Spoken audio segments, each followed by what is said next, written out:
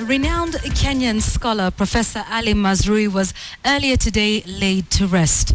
Thousands of mourners converged in Mombasa to witness Mazrui's final journey. Mazrui, who died last week in the United States, was buried at the Mazrui graveyard. Rita Tinina reports on the grand farewell for the celebrated scholar.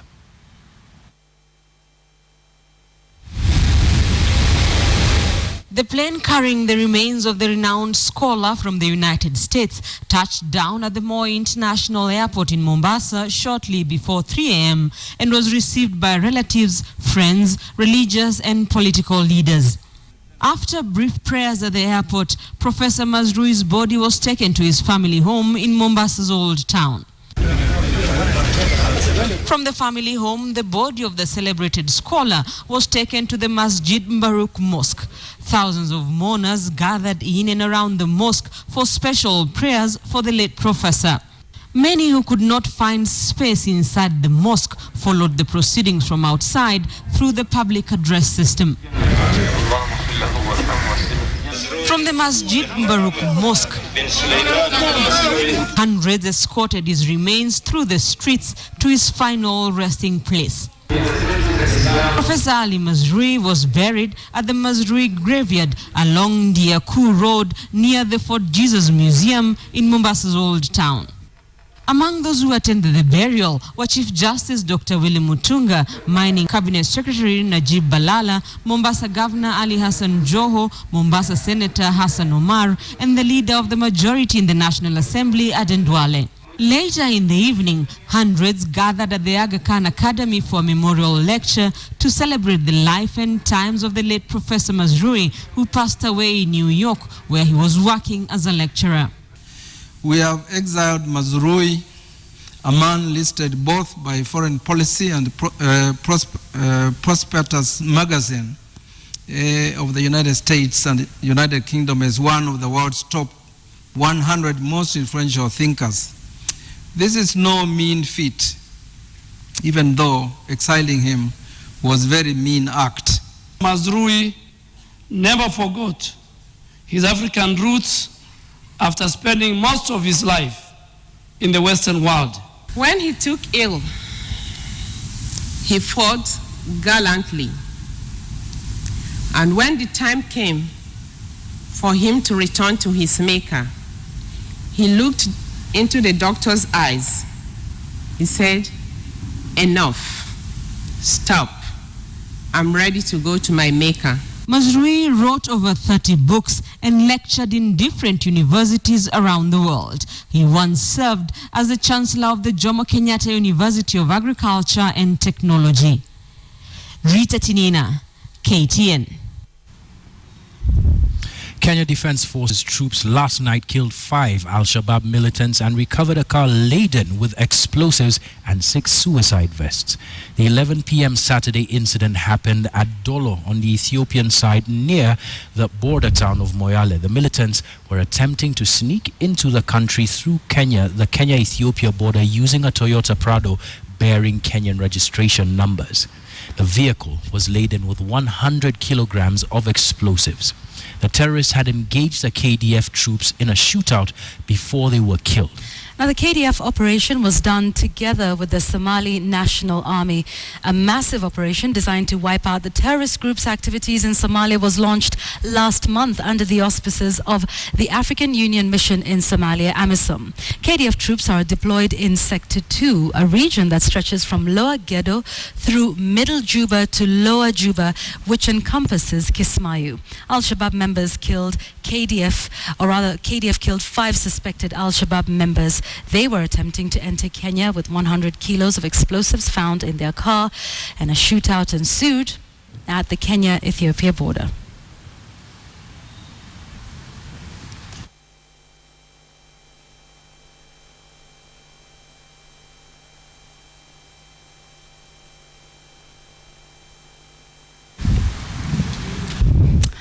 All right. Let's move to some drama that unfolded in Kariobangi South when a woman stormed into a church which she alleged is run by her husband. Jane Wamboi entered God's Gift Favor Church at around midday today, calling out her husband's name and in turn scaring away the faithful and interrupting the day's service. The disruption caused chaos as some of the church members ran out screaming and praying aloud while the rest closed the door of the church. Police intervened and arrested the woman and the pastor.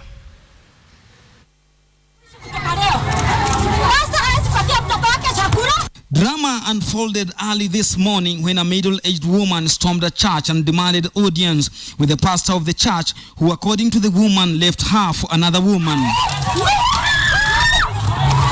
She alleged that the pastor is her legal husband and has abandoned his parental role. The aggrieved woman, who was identified as Jane Wamboi, started shouting and throwing stones at the church, attracting a large crowd of onlookers and effectively bringing the church service to a halt.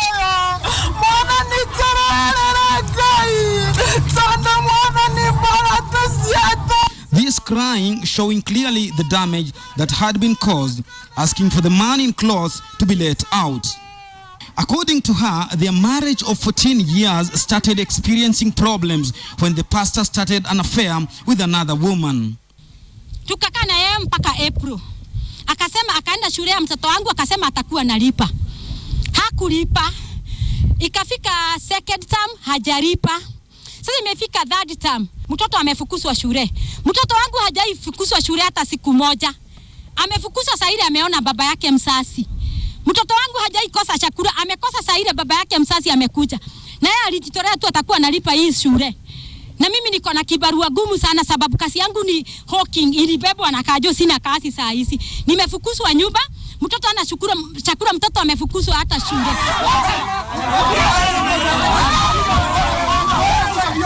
With some unsuccessfully trying to calm the woman down. It took the intervention of police to have the pastor at the center of the love triangle to come out of his hiding. The two were taken to Boroboro police station for questioning.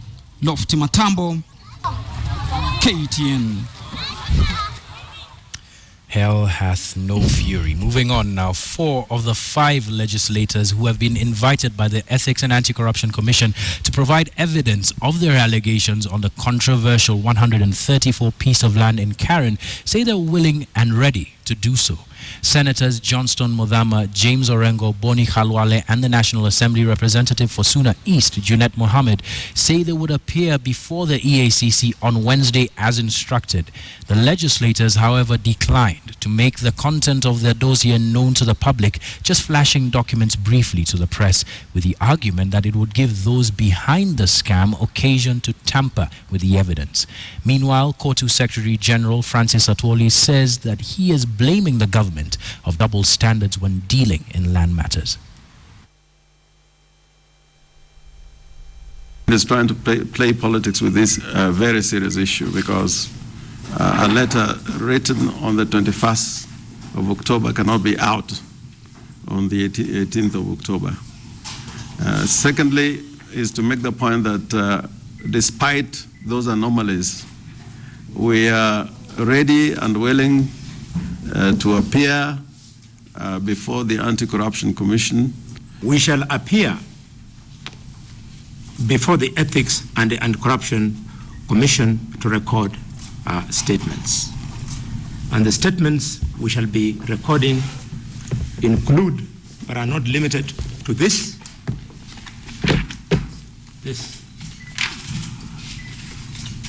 Kitu cha kushangaza na kile nataka kuzungumzia ni kwamba sheria ya nchi kama nchi yetu ya Kenya inastahili kuwa kwa kila mwananchi, awe mkubwa awe mdogo. Mwizi wa kuku akiiba anapelekwa kotini mara moja. So the speed the government has used on current land, let the government come out clearly and assure Kenyan worker that your money at NSSF is safe. We don't want to fight the government. We don't want to fight anybody. But we are saying let the truth be told. We don't want selective justice.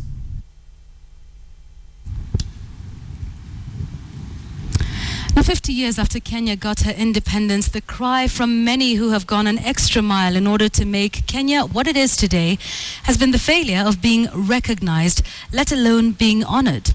Tonight, on our special coverage of the Mashujaa Day, KTN's Francis Mtalaki looks at the Heroes Act 2014, the gains that might be realized, and who exactly is a hero according to the Act.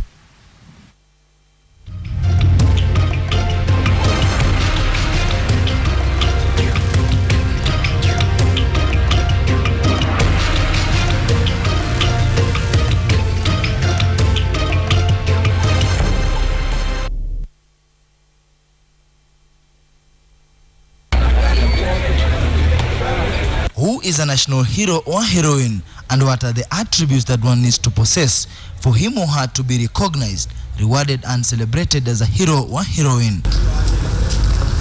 The Heroes Act 2014 that was assented to by President Uhuru Kenyatta seeks to answer these questions, even though many Kenyans remain unaware of the existence of the bill. For many Kenyans, old men and women who participated in the freedom struggle are the heroes and heroines.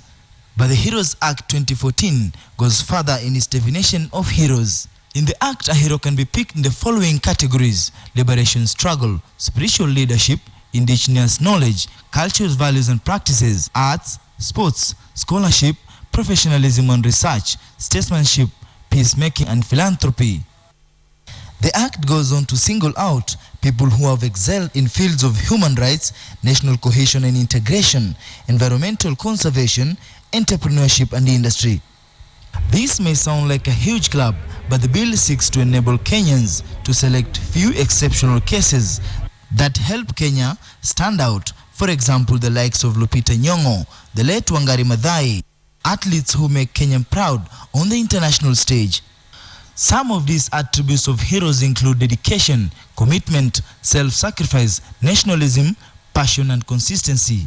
One must also be an agent of change, demonstrate ethical behavior, leadership qualities, the love of Kenya and her people, high skill and knowledge in a certain field. Those who will be nominated will have to undergo a thorough scrutiny by the National Heroes Council, but until now the 13-member council is not in place. Once formed, more Kenyans can find their way into this pool. Close to 51 years now, many of the liberation struggle heroes and heroines have continued to accuse the government for neglect, but the Heroes Act 2014 seeks to address this by establishing a fund that will cater for heroes and heroines. However, the Act is still in its early stages of implementation. Francis Mtalaki, KTN.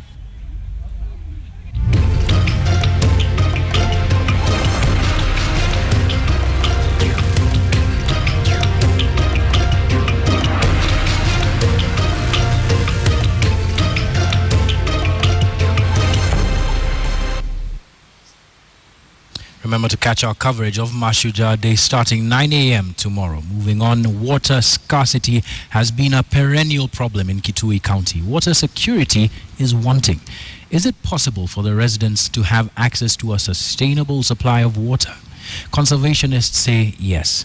In Isangwa, KITUI Central, a water project that has just been unveiled is proof of that possibility and stands as a model for other counties to replicate. Dorcas Wangera tells us how this was achieved.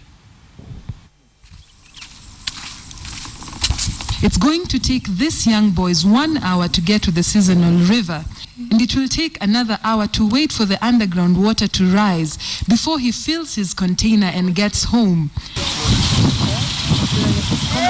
These little children would love to study, to rest after a day in school, but someone has to fetch water for tomorrow. The national government, through the national government ministries which have been given the responsibility of ensuring water accessibility to our people, have adopted methodologies which have not worked. In Isangwa, KITUI, the narrative is the same. The little water they have must be used sparingly. Penye tunasota ni mbali na saa ingine tulikuwa tunaenda tunakuta maji imeisha. A county with 40 wards, 5 times the size of Machakos, 3 times the size of Makueni, endowed with the Endau Hills Water Tower. Are the people here destined to live in perennial water scarcity? Dr. Isaac Kalua, founder of the Green Africa Foundation and the chairman of the Kenya Water Towers Agency, believes that with sustainable environmental conservation and managing of natural water resources, the KITUI narrative can change. The elusive water security is possible. You can manage your rainwater, you can manage your shallow well, you can manage your borehole, and all these activities so that you can be able to use water in a sustainable way and be able to use it in a manner that it will conserve the environment. On World Food Day, the water project at the KITUI Center of Excellence was commissioned. But my shot was bad. The center is a hub where communities learn how to improve their livelihoods without destroying the environment. Here, 10 activities are given priority. The project received support from the Embassy of Japan. It aims at increasing water availability throughout the year, reducing time spent and the distance in searching for water, and improve sanitation in the households. What makes this water project stand out? How does it work? This water comes from a borehole that we sunk within the Green Africa Foundation Center, which is about 300 meters from here. So the borehole is there, the water is pumped from there, then it's pumped to the main reservoir tank where we have the community training room above. That can hold about 200,000 liters. The innovative model for water infrastructure puts the tank house, community office, and an environmental training facility all under the same unit. The water would have come earlier. There were delays in power supply that dealt a great blow to the center. Water is supposed to be for all. And as we move to sustainable development, we must be able, the goals that we are looking at, we must be able to look at things in a more practical manner. A water project such as this one will bring relief to the community in Isango, but it doesn't mean an immediate end to the perennial water scarcity in KITUI. There has to be community ownership, participation, and responsibility. What we are going to do differently is to use this new program where we are going to put embankments across small rivers. I advise Kenyan people, you use water more efficiently. As the sun sets, he hasn't heard of the new project in Isangwa. He heads home yet again, hoping that one day he too will hear the sound of water flowing from his tap. Dorcas Wangira, KTN. Let's bring you back to the city. A great story there by Dorcas Wangira. Now tonight, KTN brings you the story of a people struggling to access basic needs in life.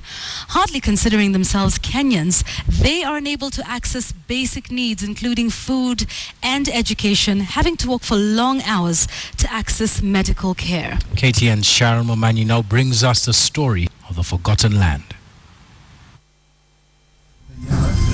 He holds his head in pain. The agony he's going through is clear to see. So intense the pain seems to be that the flies hovering over his face are hardly a bother. The pain of this young child is symbolic of the trouble the people in Loima Division in Turkana have accessing medical care. They're coming on foot, Paul. 5, 6, 7, 8, 9 days. Do you know that these small children with colors are, one has come from 7 days away, another from 4 days away, another from this side 3 days away. They usually come when the condition worsens. They come because they have no option now. Tired and dehydrated, this woman has just arrived at the Namoruput Health Center, dropping on the floor, fatigued after a 4-day walk from behind the Loima Hills. The lady that we are trying to treat now, she has like serious diarrhea, severe diarrhea. 4 days they have taken to come from the hills to here. She came escorted by her husband. She's dehydrated, she's hungry and very, very thirsty. Also, excuse me, dirty.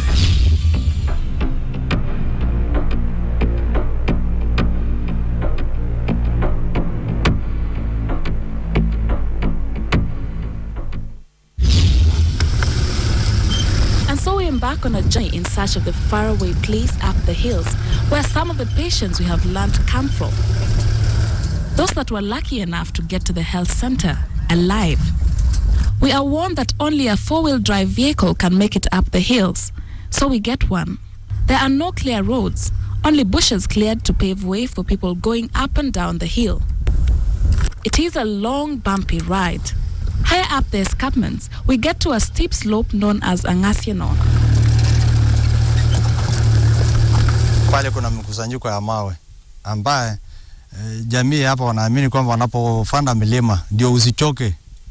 Haya mawe yamekuwa za unachukua jiwe moja unatupa pale, kwa hivyo unakuwa na mkusanyiko wa mawe, ndio sababu kunaitwa Angasianon.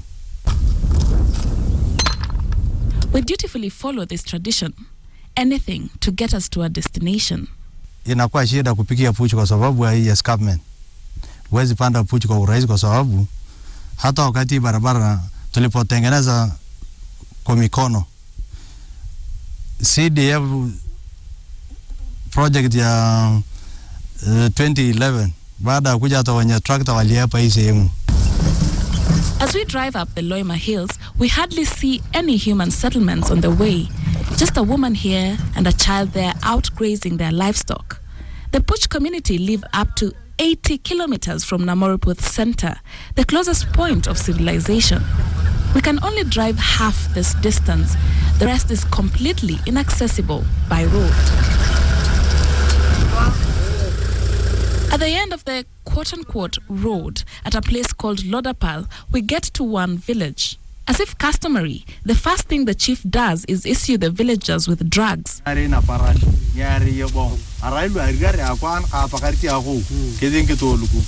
They are malaria drugs used as a blanket treatment for all diseases.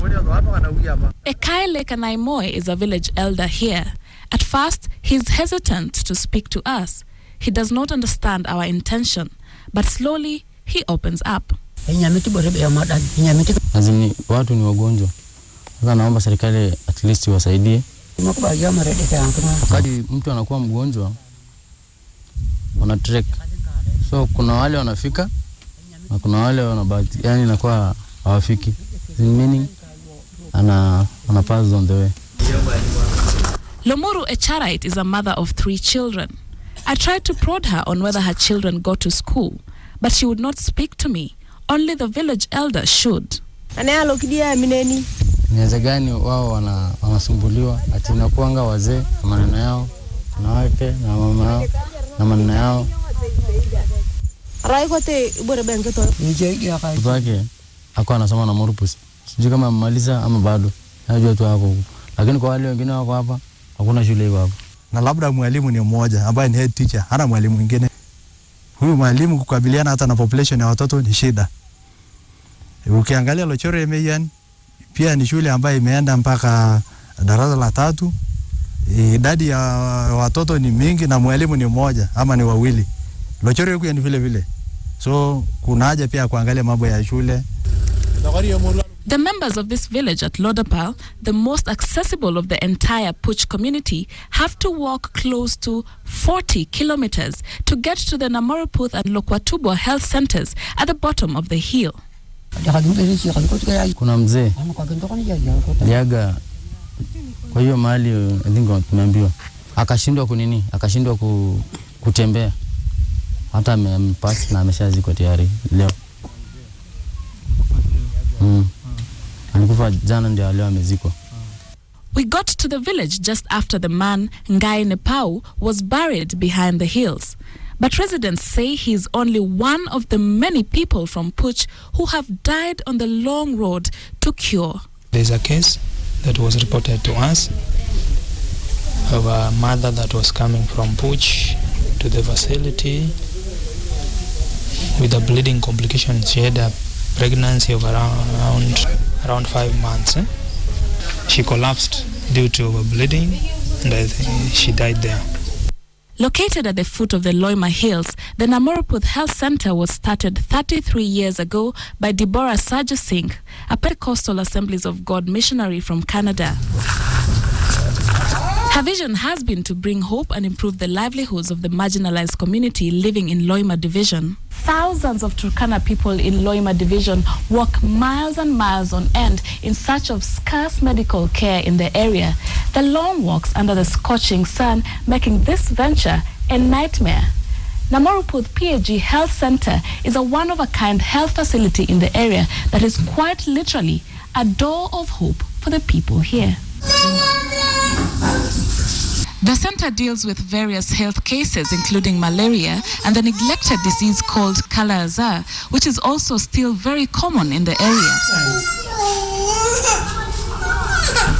Okay, Kala Azar is a parasitic infection transmitted to human beings by bite of sandflies.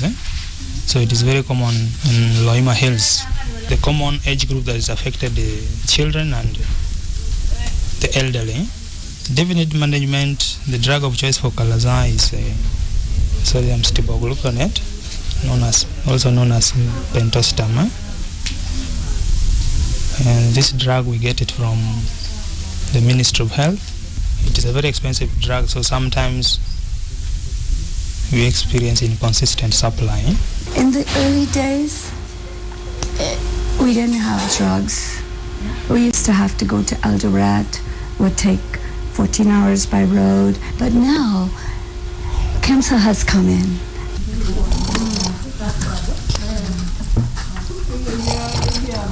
A child hungrily sips a cup of porridge provided at the center. They provide such basic food to the children who are brought for treatment. Food whose supply is limited in this arid pastoralist area is also given to some of the older people in dire need. If you look at even the disease itself, Kala Azar, it has very many complications, things like anemia. So without proper nutrition, this anemia can even worsen. During the time of real hunger, what happens is the children are so hungry. There is the cooking, there's a sufuria on the open fire, and they know there is food in there that they literally rush. And we have a lot of children with burns on the chest or on the feet because they want to run to get the food as quickly as possible. Those are stories we don't often tell because it's emotionally draining and it's heart-wrenching, but it's the reality of the lives of the people here. Indeed, food remains a scarce commodity here, and residents resort to desperate measures all the time. Zama naendanga kuharvest aloe vera, alafu anapeleka kwa Msomali, so nafanya exchange. Huyu anachukua aloe vera, alafu anawapea either sukari, unga. The larger of the 40,000 population of the Puch community cannot be reached by road. We are told that we would have to walk for 4 days through the jungle to reach the other settlements. Our journey ends at Lodapal. But I'm curious, for a people that seems to be forgotten and on their own, do they even know who their elected leaders are? Do they vote? Kupiga kura, wale watu wanajua tu ni leader wao. Kwamba ile mpangilio saa hizi wanataka kutilia manani kwamba kuona kwamba hii barabara imeangaliwa, alafu baadaye mambo ya maji, mambo ya hospitali uweko upande huu na mambo pia ya shule. As far as they know, the closest they have come to getting recognized and getting help is through their chief and being at the very heart of a missionary. The vision is actually to bring hope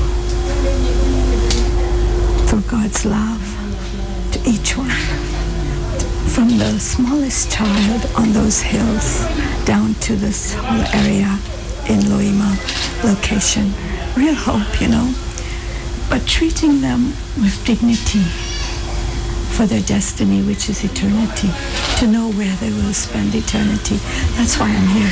And as her tears of hope roll down her cheeks, Deborah's vision is written all over the faces of the people here. A people dreaming that the pages of their lives will not forever read pain, hunger, poverty, isolation, and preventable deaths. You look here. Today saw the burial of Ngiena Napau, the old man who died because he could not access medical care in good time.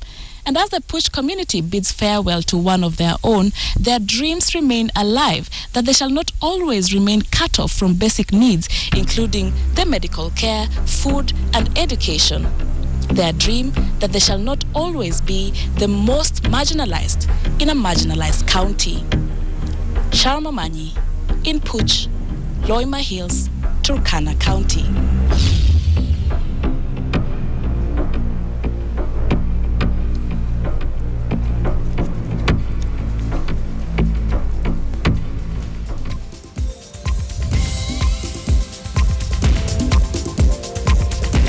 Absolutely unbelievable that is happening in Kenya. And you know, what strikes me is none of us chooses where to be born. Yeah. It could easily be you or me who's born there, and you find yourself in those horrific circumstances. The thing that got me with Sharon Momanyi's story is that some of the diseases that people are dying from are totally preventable. Right. In this day and age, it's just unacceptable for people in Loima or any other part of Kenya to be dying. Indeed. Yes, and that is the question, whether they voted or not. Let's take a look at this one. Some feedback on Twitter. Walter Owino saying, after watching The Forgotten Land, I ask myself if we're in the same country in which 100 MPs went to The Hague. Here's another one from Malili Anthony saying, the young boy with no pants, the mother with sick children, The Forgotten Land. This is so sad. I don't know. My Twitter handle is just going off the chains in terms of feedback. Please keep sending in your feedback about that story, The Forgotten Land, a very important topic. Of course, we don't just show you these things so that we can tug at your heartstrings. This really is a reality in very many parts of Kenya. Keep your feedback coming. Of course, after the break, we've got Checkpoint coming up. Interesting discussion there as well. Health issues, perhaps similar or not to what's happening there. We'll be discussing the tetanus jab, the controversy that has raised. We'll be seeking to get answers tonight. All right. The controversial tetanus jab. Who's telling the truth? Up next on Checkpoint. Thank you for staying with us. This is the Point of News on KTN Weekend Prime. It's time for Checkpoint now, and we're talking about that controversial tetanus vaccine. Does it contain a hormone that causes women to become infertile? Those are the questions we will be seeking answers to today. So please do send in your questions to 22155 or on Twitter. The hashtag we're using is Checkpoint. My Twitter handle at Yvonne Okwara. To discuss this with me and to get the answers that we're seeking today, we have a representation here from the government, Dr. Collins Tabu, who's an epidemiologist and who also is the head of the technical working group concerned with the tetanus vaccine in the Ministry of Health. Thank you for joining us. Also right next to him, Dr. Nelly Bosire, who's the chair of the KMPDU, that's the Doctors Union, the Nairobi branch. And right next to me, Dr. Wahome Ngare, who's an obstetrician, gynecologist, and he's also a member of the Catholic Doctors Association. Thank you all for joining us. Daktari Ngare, let's start with you. The concerns with this vaccine. Let's just go through those again. There are about 4 red flags that cause concern about this vaccine. The first one is that the Catholic Church provides 42% of the healthcare services in this country, and it actually administers 65% of all the vaccines that are given, all the clean vaccines given in this country. So the first red flag is that this initiative is not driven through partners, and especially the Catholic owned organizations. The second red flag is that there is a vaccine that is called a fertility regulating vaccine that was developed by the initiative of WHO. Studies started in 72 and were concluded in 92. And this vaccine has actually been used in 1993. It was given in Mexico. 94 it was given in Nicaragua, and it was given in Philippines. Yes. And it is actually causing irreversible infertility, and it is causing mothers to lose their pregnancies. Right, so those are cases there. Let's talk about this vaccine here. The thing is this, the third red flag is that when this vaccine is, the initiative is being done, we are not being asked to use the clean vaccine that we already have. There is a new batch of vaccine that has come through WHO, through the ministry, and is not coming through the normal channel. So it is not the ordinary vaccine we have been using. That's a big problem there. And the third one is that we have actually tested this vaccine and found it to have beta HCG. Okay. The batch that was used in March. Right. Yes. That's the batch that was used in March. However, they've just concluded the third phase today. Yes. Does the vaccine they've used today contain this hormone that you're saying causes sterility? Whose responsibility is that? Because as a Kenyan like you, I am concerned about the health of the mothers in this country. The target population is the age group that is fertile. It is given 5 times. It is the same story that happened in Philippines. And all we are saying is, why doesn't the ministry allow us to test this vaccine and check if it has or it doesn't have? Okay, so have you tested this vaccine that was used in this recent exercise? This one on the recent exercise we haven't tested, but whose authority, whose moral position is it to do that? It is the Ministry of Health's responsibility to protect the health of Kenyans. So if you raise a red flag as a whistleblower, you're not asked to go and confirm these issues. It is the person. But you did run tests on Yes. the samples in March. Yes. Why not run the same tests on the samples they now? are guarded. They are guarded. You'd think it is an armory. So no tests have been done on this batch? No tests have been done on this batch because it is very hard to access it. But we are trying to get access to this vaccine. Okay. And if we do, we'll run the test. All right. How difficult would it be to get access to these? Because aren't they being distributed in Catholic organizations? Dr. Collins, let's have you in. Does the vaccine contain beta-HCG, which is said to cause sterility, or does it not? I must say, first of all, I'm very shocked by the allegations that these vaccines contain beta-HCG, and more shocked that these allegations actually come from very responsible people and leaders in our societies. Before I delve into that, a bit of the history of the immunization program. We have been vaccinating in this country with the tetanus vaccine for the last 30 years now. We have used the same vaccine for the last 30 years. We give the same vaccine to both men and women. Men when they get injured, women when they're expecting. You probably have gotten 2 jabs during your pregnancy. And we've used the same vaccine in the clinics for those pregnant women and in the campaigns. So it's really preposterous to think that the vaccine is safe, it's pre-qualified as assessed by the international agencies, WHO, UNICEF, and the government of Kenya through its regulatory authority, the So, Pharmacy and Dr. Poisons does Board. it contain beta-HCG or does it not not? contain beta-HCG. All right, we'll come to you, Nelly, in just a moment. But, Dr. let's come back to you. When the Catholic Doctors Association and the bishops that we saw in the press conference earlier this week, they did say that run some tests on this batch. You are now saying no tests have been run on this latest vaccine? Which is the truth? It is not formally released. The So one the that tests we have been done? The ones that we have some of the samples. Mhm. And the tests are being run, but the results have not been formally released. Okay. The results that I have, even here now, Mhm. are results for the batch that was released in March. Now, the thing here, Yvonne, it's not so much as to whether this current one has. The idea is that you're supposed to give 5 immunizations, and 3 have already been given. And the one in March we know has beta-HCG. So the question is, why did the one in March have beta-HCG?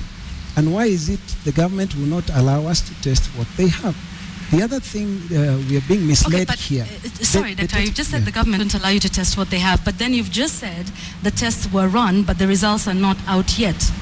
So which is it? Tests have been run, tests have not been run? The tests that have been run are for the batches in March, okay? We are trying to acquire batches for this current immunization. If we do get those batches, or if the seniors in the office already have them, then they are going to be run. But the thing here is that there is a problem. If the batch had beta-HCG, and the misleading information here is that it is not the normal vaccine that we are talking about. Because the clean vaccine, even I give in my office, it is available, even if you want to buy And where now. does your clean vaccine come from? It comes through the normal Ministry of Health lines that we get, all the hospitals get from. But this And particular Collins, the one you're getting, do you want to comment on that? Where are you getting this batch? All the tetanus vaccines that we use in this country are procured, distributed, and provided free of charge to the people of Kenya by the government of Kenya. In conjunction with partners? Actually, the procurement mechanism is just facilitated by UNICEF by way of being able to negotiate for discounts on behalf of the whole of the global community, not just Kenya, from the manufacturers. Dr. Nelly, let's bring you in on this. What do you make of all of this, being a doctor yourself and a gynecologist and representing the Doctors Union? Well, I think what we have said before is that everybody has a right to information, and there has to be responsible dissemination of information. Now, the reason why we are practicing medicine is because it's a science, And the reason medicine has grown all these years is because it's a science and research is done. So if we have a problem like this, it's a very simple matter to address. Let's simply use the scientific tools we have at our disposal and let us get this information out. And also on the same basis, like for the information that we've had about the past, the experiences that Dr. has talked about in Mexico, in Nicaragua, in Philippines, even in Tanzania here, there are two things to look at. Number one, there was a lot of controversy about the results that were obtained from those tests, okay? Because they said that the first tests that were done were being done using kits that were not actually designated for that kind of testing. Okay? And so there were a lot of false positives that would come up with that. And the confirmatory tests that were eventually done in labs that were capable of doing the testings actually say that no, whatever was testing positive was actually not. So in your view, do the Catholic Doctors Association have any merit to their allegations? Could this be laced with as far as Daktari? It is not less, and just to correct my senior colleague here, I want to let him know that Mexico, as we speak today, the Philippines is vaccinating with the tetanus vaccine from the same manufacturer today. And they're giving it 5 times, just like we're giving it 5 times, the global community has also done the same. Here's a question that came up with the doctors, and you'll come in just a moment. Has this reached crisis proportions that would require the exercise that we're seeing? Those are some of the questions that are coming up. I would like to speak quite a bit about that. We talk about crisis, but I think I would like to look at a catastrophe. Here we have a very deadly disease that has potential to kill within about 3 days. If a newborn, for instance, got tetanus through unhygienic delivery practices, they almost certainly die, regardless of whether there's medical care or there's no medical care. In the world today, as we speak, we lose 1 child every 9 minutes, as we speak now. All right, and 1 child every day in Kenya? We're losing 1 child every day. Daktari, is this not crisis enough that 1 child is lost every day? And must it reach crisis proportions for us to start a vaccination campaign? Wouldn't prevention be better than cure? The vaccination campaign has no problem. It is the way it is implemented.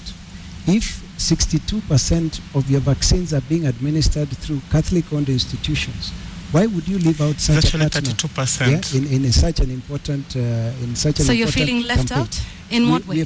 We're feeling that there is something secret about this vaccine. There is something wrong with this vaccine, and that is why it is necessary to leave us out. Otherwise, if we were using the regular vaccine, what would be the reason for causing this? You're saying being left out. However, facts would point in a different direction. For example, the Bishop of Meru is the one who did not allow the church facilities to be used for the vaccination. So is that the church being left out, or is it the church opting out of the vaccination exercise? No. Let's not get facts confused. The vaccination, we have people on the ground who can give vaccinations. When you come with a batch of vaccination from wherever you're coming from and insist it is your own people who will administer it, and you will not leave any of these batches in the hospital, it is reason enough for us to be concerned. And that's why we are saying, let us stop this, making this a big joke. We are concerned about the health of Kenyans. I, as a doctor, am concerned about the health of Kenyans. And I don't think he is more concerned than I am about the loss of life. And therefore, all we want to do is solve a crisis. Is this vaccine laced or not? Whose business is that? They give us this vaccine from the batch that they're using on the ground, and let us test it. All right. And you come with the media people and we check, and if it is not there, then we Okay, very quickly. If it is laced with HCG, like you're saying, this would point to a conspiracy by WHO or those who are supplying the drugs towards curbing our population. Is that a fact that you hold? Is there this big conspiracy to tame populations in Africa or in Kenya specifically? If so, why? The population control has always been there. It has been a big issue, okay? And it is there in the media. You can read about it if you want. And I would like that we have to answer that question. Right now in this country, there is a huge campaign. Let's say the Ipsos survey that we released the other day showed that 98% of Kenyans were not pro-abortion. And 98% of Kenyans did not accept homosexuality. But you look at the media today and see what kind of campaign there is. You'd actually think that, every day, every other day you see these things in the papers. There's actually a big campaign out there somewhere. Somebody is trying very hard to change our attitudes. Okay. And in terms of curbing our population, they're also trying to do that. Yes. Dr. Nelly, what do you think of these allegations? Is there a conspiracy out there to, curtail our population growth? Well, I wouldn't speak about that because I don't have any proof. But my concern would be that we need to separate the issues. And that's the most important thing for the protection of the woman. And I think what the Catholic Church has not done is to come out and say that we are not against vaccination for the tetanus toxoid. We just have a problem with this particular batch. Because the message getting out there to the women is not that. And what's going to happen? We're going to have a bunch of women who are going to be very scared of taking a vaccine, irrespective of the source, including Daktari's clinic here, because they'll come and tell him, but you're the same people who've told us that tetanus toxoid is going to make me infertile. What they're not saying is that we have this suspicion that there's this tetanus toxoid vaccine that potentially could have something that could have the messaging that they're you see, turning first away women, because that is the effect that's going to happen. Okay. Don't forget that we give these tetanus toxoid vaccines to our newborns, to babies from 6 weeks of age going forward. So if we create that kind of panic, then what will you tell the mother in the village who had this piecemeal news from church when she went for mass and will refuse to take her babies for vaccination? Sorry? Yes, this is what I want to clear up. What she has said is actually correct. And I have just stated that 65% of vaccinations are being done by the Catholic institutions. And what is important here is that we actually, even in my own clinic, we immunize babies, we immunize mothers who are pregnant. And the concern is about this particular batch that comes and is being given every few months and is supposed to be given for 5 doses to the same mothers who got the previous one, and is not being taken through the regular mechanism of vaccine distribution. All right. I'd like you to hold that thought for just a moment, because when we had the press conference from the Catholic Doctors Association, it was said that the batches were tested, and they said they took them to 4 labs. Medilab, I think, was one of them, University of Nairobi, and there was also Lancet Kenya. I'd like to bring in Daktari Ahmed Kalebi, who is the Managing Director and also a consultant pathologist, and he's the Managing Director of Lancet Kenya, one of the labs that the samples was allegedly taken to. And Dr. Kalebi joins us on phone. Dr. Kalebi, if you can hear me, thank you for joining us tonight. Have you received these samples from the Catholic Doctors Association, as has been alleged? Actually, Yvonne, I've been following the discussions quite interestingly. And I must say, we are not aware of any samples that we received, but I have no reason to doubt Dr. Ngare, my senior colleague. They probably brought a sample and it was tested in our lab, but we were not made aware. If we can get the lab reference number, then we can be able to check and comment and interpret the results and be able to advise. All right, Daktari, let's just talk about the results and interpretation of them, because you say once they furnish you with the results, but talk about interpreting the results in context and how important that is. I think the important thing is, first of all, did they test the vaccine itself? In other words, was a vial brought? Because if a vial was brought, definitely it will have reached my attention, because we do hundreds of tests a day. And it is very difficult to know whether a sample was brought as a routine sample or a special sample. But even if it was brought as a routine sample, what is ideally supposed to be done, we're supposed to be informed of the sample type. Because routinely, we tend to test HCG on urine or blood. But this must have been a vaccine sample. It was brought to us. If it was tested without us knowing, we definitely must have given values. I assume that there was some trace of HCG in that particular sample. However, if that is supposed to be tested or presented, the veracity needs to be confirmed. And the people who brought the sample need to say where the sample came from, what was the source, what was the chain of custody. And once we have the results, we are supposed to then interpret and say what was the actual value. Was it 0.1? Was it 1? Was it 100,000? So there's a lot of issues to be discussed, and also the concentration of that substance and the possibility of background contamination. Okay. And of course, because this is a conspiracy theory of thought, and there is merit to it, I think it's not the reason why it should be done in a very proper manner. And we'll be very happy to assist whichever way. Yes. All right. Thank you very much, Dr. Kalebi, Managing Director of Lancet Kenya, talking to us about how the testing would possibly have been done. Dr. Kalebi is pointing to the fact that if you've done the test, why not release the results and say, these are the results of this particular batch, this is the quantity of beta HCG, and also perhaps make that correlation between women who've been vaccinated and who then become sterile. Has that link been made, Dr.? Yvonne, we'll be going around in circles, all right? The thing is, we are telling the country that this particular batch in March was laced with beta HCG. And the current batch we are going to access, if we manage to get it, or if they already have it, then it is going to be tested also.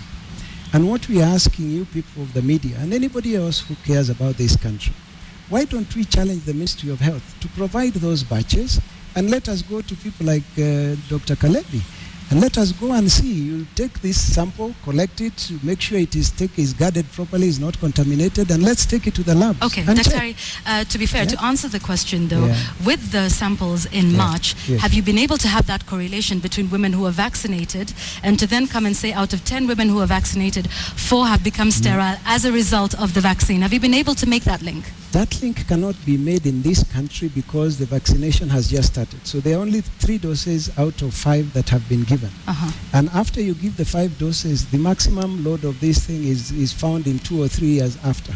Okay. So what you're saying is, if you look at other countries where it's been given, then you can get this data. But for this country, it is not available. Even if I may, I think usually in science generally, when results are published and they're acceptable, they're published in specific ways that we all have faith in what we're talking about. What he's talking about, if we just take us back a little bit, there's very few publications that actually have been done, and all of them are talking about the same exact thing. One research that was carried out in India, okay, by a team of doctors about this anti-fertility vaccine. And it from the evidence that they got and they published that was even replicable elsewhere, what they showed is that, first of all, the beta HCG that was required had to be altered, had to be attached to other molecules, and the tetanus toxoid vaccine that was used was actually just used to carry it into the body to stimulate a response. So it's furthermore, what they went ahead and found is that the reason why it was not even feasible in the first place is that, first of all, it required very high levels, and then after that, the sustenance of this fertility period, infertility period rather, is something that lasted just a few months, and within a few months, the woman was able to resume fertility. So from the studies you're talking about, it has been. Daktari, like Dr. Ngare is saying, why not subject these vaccines to a test and say and prove beyond reasonable doubt that no beta HCG exists? Because at the end of the day, this campaign, like you would say, has not been as successful as you might have liked due to the allegations that have been raised by the Catholic Church. Rather than just saying it's safe, why not also conduct tests and say it contains 0 beta HCG and it is safe? Yes, thank you. I would like to point out 5 facts, and kindly allow me to do this very quickly. We're running out of time. Number 1, the Ministry of Health yet has the most transparent leadership that we have ever had. And as it is, from March, the Catholic fraternity has met the highest level in the ministry, that is the cabinet secretary, at least twice, and with the technical working group at least 4 times. So they've been fully involved. And if there was good faith in whatever you have, then the results would have been presented in any sitting. And the media attended these meetings. That's number 1. So there's no truth in that. Number 2, the vaccine is not guarded. It's out there in the community. It's out there with the pastoralists. It's given to any and whoever cares to have it, including men. So it's not guarded. As I sit here today, we've been chasing after the Catholic Health Commission to even just get these batches tested and have email communication to that fact through their secretariat to get that done. They have not been forthcoming. Can I just finish? The vaccination campaigns, the same vaccines have happened for the last 10 years. Why now? The research was done in the 1970s, 1980s. Why carry ahead something that did not live to see the light of day? Okay. There is no such vaccine today. And lastly... All right. Just let him finish and then you'll come in. Yes? Just finish. Sorry. So, from the last two campaigns that we did in March and even last September, there is all the evidence out there in the field that there are women who've conceived and they're being even interviewed in the media in Kajiado and Narok. So really, I'm at a loss as to how these claims come about. We need more transparency from the Catholic Dr. Church. Narek, last word as we close. Yes, I think let us get this clear. These results were presented to the Cabinet Secretary. They were presented to the DMS. And they did not stop the campaign. They did not bother to go back and retest these batches. And we do not want to be told that they have tested them in their lab. We want a joint thing where we can be there, you can be there, and they can be there, they can be represented, and we go and we test this thing. Because if it is true, it is not less. This is something you can retract. That we can do very simply and very easily. Spend so much time and energy. Just to conclude, Dr. Collins, is that something that you're open to for testing to be done? DMS officials, Catholic Association doctors officials get the same samples, submit them to the same tests to prove this? Absolutely. That is something you can commit to doing right now. And it's very open and it's all right. Okay, and that would be wonderful. I guess that is where we leave it at for now in terms of this, and of course talking about how sensitive an issue this is. Thank you all for joining us, Dr. Collins Tabu, Dr. Nelly Bosire, and Dr. Wahome Ngare. Thanks again for being on Checkpoint. Please do keep your comments and questions coming in, because my doctors are leaving the studio just now. The hashtag is Checkpoint. No real facts are forthcoming, says Rough Diamond. I think the Catholic Church's concerns should be fully addressed. Keep them coming and we'll continue to sample them. Meanwhile, out of all that's been said, we will now go to John Allen Namu to break this down for us. What is the point?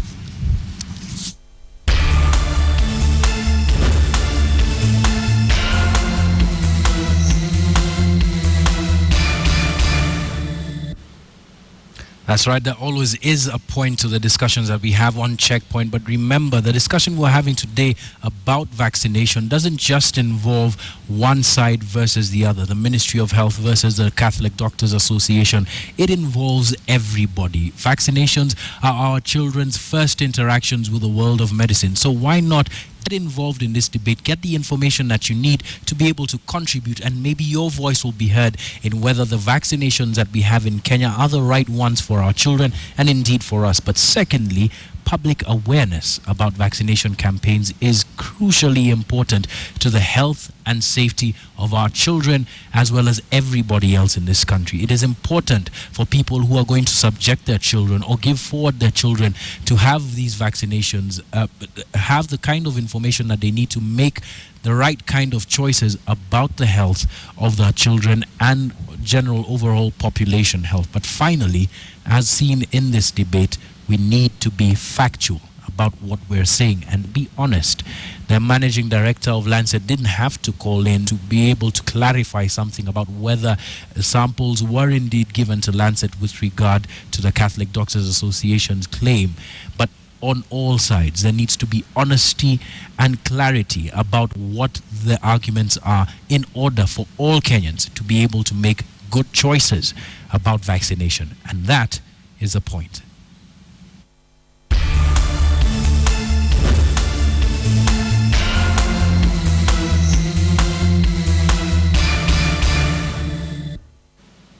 Well, after that heated discussion on vaccinations, it's time to cool off for a bit. But when we come back, remember, Wilson Buru's lined up for us. Very interesting edition of Mock the Week. So stay tuned to KTN Weekend Prime.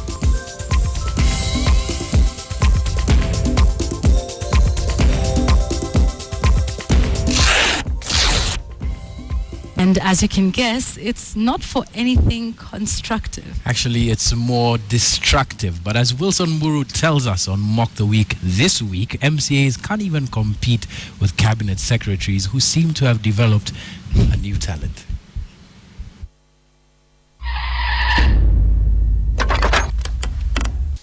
The 42nd week of the year, Another interesting week leading up to the Mashujaa Day, from vanishing cabinet secretaries to MCAs proving their worth to this guy, Pat Robertson, who proved that common sense is not common to all. Let me explain. This law is an evangelist on a popular Christian TV show called The 700 Club, which has been running since Kenya was about 3 years old. Anyway, 84-year-old Pat Robertson, who has been the show's presenter since 1966, was presented with a question from a viewer who expressed concerns about traveling to Kenya. Says, I'm planning to go on a mission trip to Kenya in December. I believe that God heals today, and I'm not consumed about the chance of contracting Ebola. I'm also a person who's willing to take practical precautions. However, some friends and family think that my decision to travel is foolish during this season, saying that I'm testing God and asking if I have a death wish. What do you think? I do not believe I'm being foolish, and I want to honor those around me, but I want to follow God's call on my life most of all. Do you think there are undue risks that we do not know about and the dangers are higher than perceived here in America? Not in Kenya. You might get AIDS in Kenya. The people have AIDS. You got to be careful. I mean, the towels can have AIDS. So there are things, there are diseases in Africa. Listen, genius. Our towels are fine. Our MCAs are not, but our towels are fine. More importantly though, which school did you go to, sir, where they taught you that you can get AIDS from a towel? I'm starting to think that wasn't a very good school. But don't get offended by Mr. Robertson here, because, I mean, he's the same fellow who predicted that the world would end in 1982. So...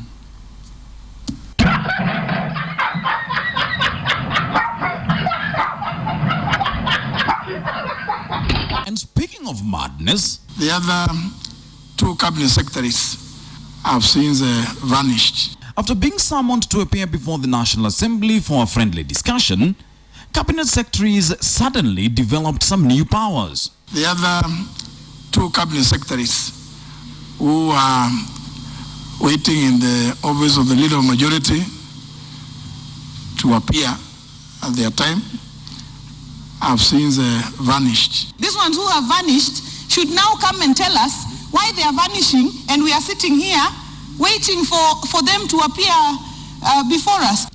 By the way, that was Tuesday, and today is Sunday. Have these cabinet secretaries been found yet? I mean, one of them is in charge of internal security and the other one is in charge of education. This is a crisis. But there's a very simple way of dealing with vanishers.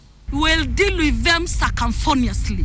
What? We'll deal with them circumfoniously. Yes, that's the English being taught to comrades, and it's only to be unleashed when threatening a cabinet secretary.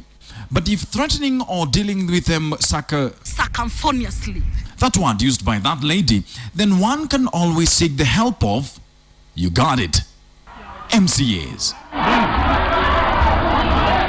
MCAs from Nairobi were on a conflict resolution exercise, MCA style. What the? My boss said I can't finish that statement. But seriously, what in the world is wrong with these MCAs?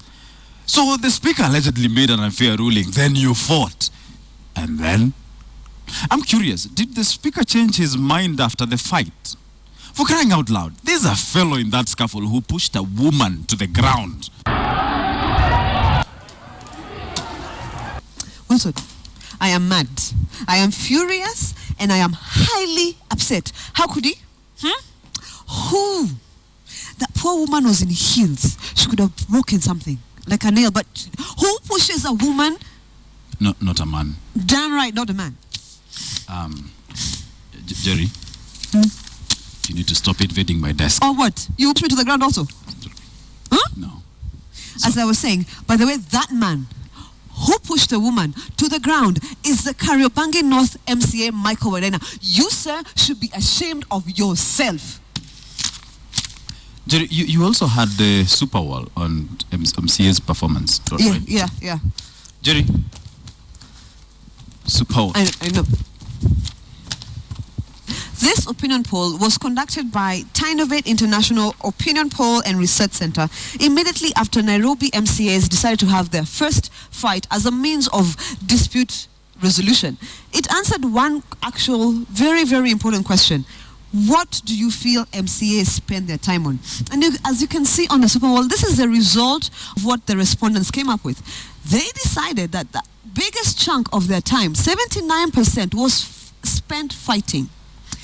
And a glorious 30% on miscellaneous. This miscellaneous actually includes visiting the National Assembly to see how things are run, asking for loneliness allowances, spouse allowances.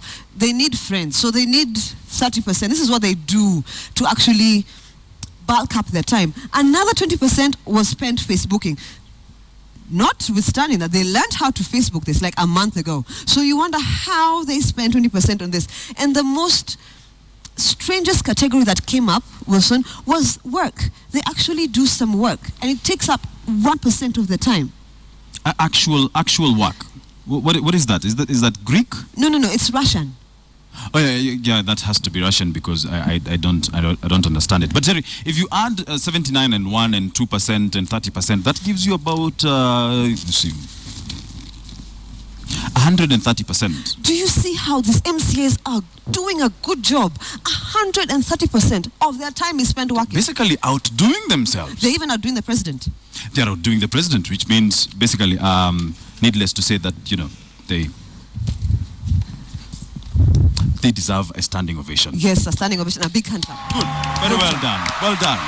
Very well done. Yes. Very good. Very good. They did very well. Yes. You did. Funga. Very well. Wilson Buru for KTN's Mock the Week.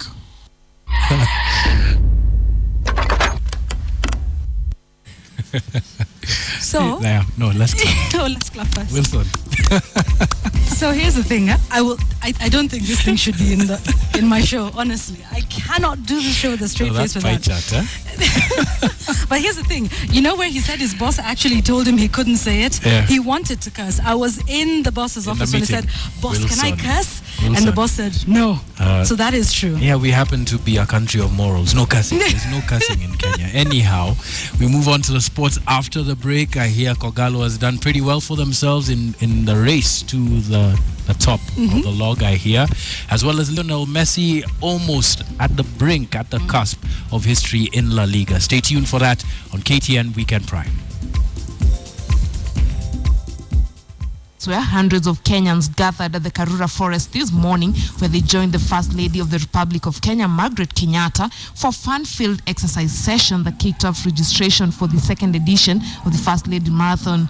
The race will be held on the 8th of March next year as part of Margaret Kenyatta's Beyond Zero campaign.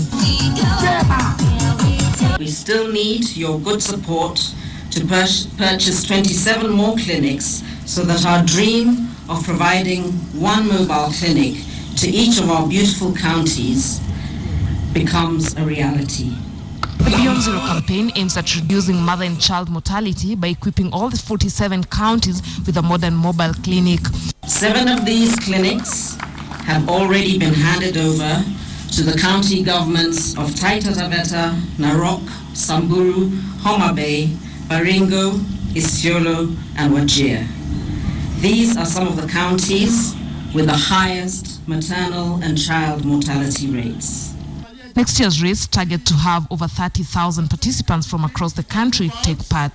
Thank you, and as they move out, let me have... More good news this time for the Green Army. Gor Mahia moved a step closer towards retaining the Kenya Premier League trophy as they edged out their rivals Mathare United to a 1-0 win in a thrilling encounter at the State Stadium in Nairobi. George Blackberry Odhiambo scored the only goal of the match in the 34th minute as he headed in Dancer and Kuma's cross, sending Kogalo fans into a frenzy. Mathare United almost equalized minutes into half-time, but Noah Bitch's free kick hit the post. The second half saw both teams waste scoring chances as they neither saw the back of the net. Neither of them saw the net, I should say. The win gives Gor a firm grip on the top of the KPL League with 54 points, 5 points ahead of second-placed Sofapaka with only 4 games left to play. Well, it bears fruit because this time it was Danny Saron Kuma who became provider and George Blackberry Odhiambo